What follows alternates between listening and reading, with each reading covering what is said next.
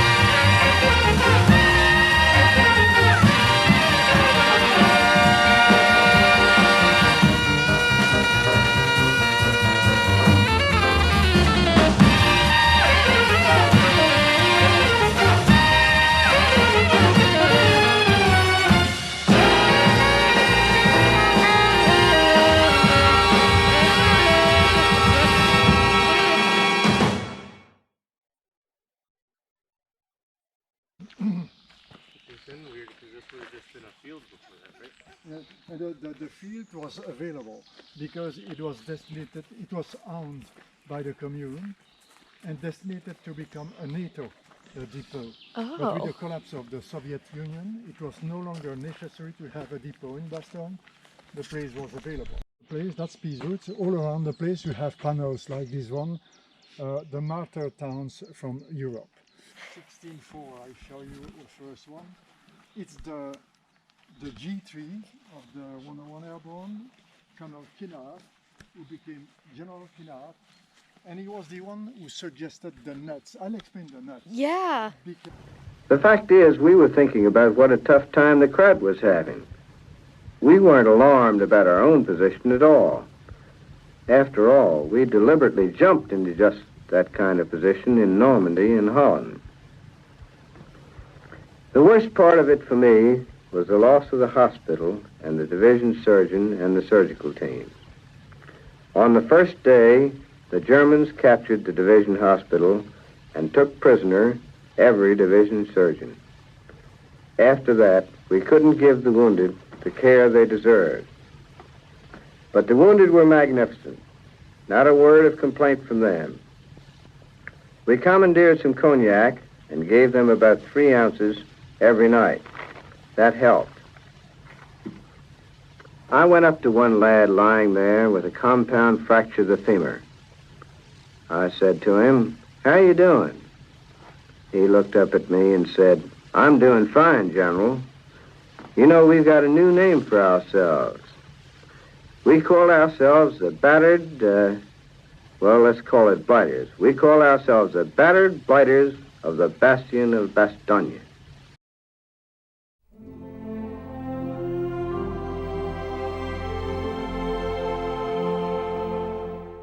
Trooper was hanging in the steeple of the church. A paratrooper from the 82nd Airborne. He jumped over Saint Mary's and was hanging with his chute at the steeple of the church. And the Germans thought he was dead, but he survived. And he was almost dead because of the...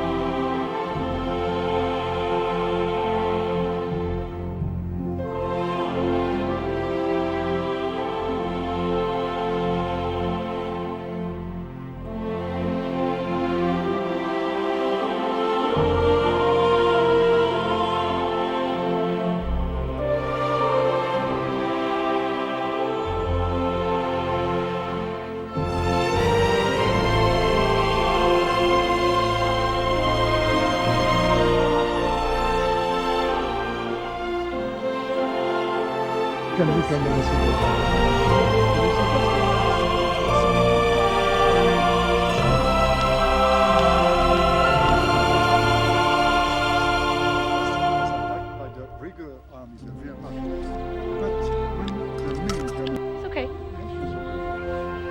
She can't get out. The